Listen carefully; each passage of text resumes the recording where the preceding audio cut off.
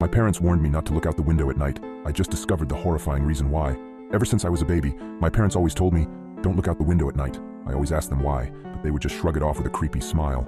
As I grew older, I stopped questioning it, but I just never could have guessed the horrifying secrets my parents were hiding. Everyone in my town also followed this weird tradition, so I thought it was normal. That was until I went to college and noticed that none of the other kids were like this. So during Christmas, when I went to my parents' house, I remember them telling me not to look out the window. I gave them a smile and a small chuckle before telling them I wouldn't. However, curiosity struck me the moment they left the room. As I lay in the dark, I came to a decision. I was going to look out of the window. Just as my hand came to the sheer white curtain of the guest room, I paused. My mind flashed to that one time when I was 12. My parents were talking in the kitchen. I was home with the flu and was about to make my way to the sink for some water, but I stopped at the doorway. I hid behind the wall, peeking my head out from the doorway just an inch. My mother was crying and my father was holding her and rocking. That poor little girl. I feel horrible for her family, whispered my mother.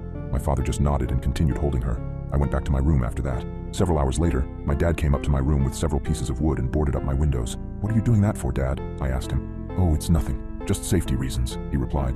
I learned at school the next day that a little girl was found dead the previous morning, the window broken and curtains torn. I snapped back to the present. My hand drew back from the curtain. I shook my head, cursing myself for being so weird. What was the worst that could happen? It was just a window. It couldn't hurt me, right? As I reached my hand out again, my instinct was telling me to stop.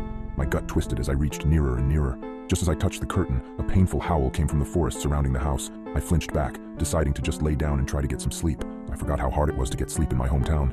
Every night, coyotes howled for hours everywhere in town, or at least I thought they were just coyotes. The next night, I woke up in a cold sweat. I glanced over at the alarm clock next to my bed. It was midnight.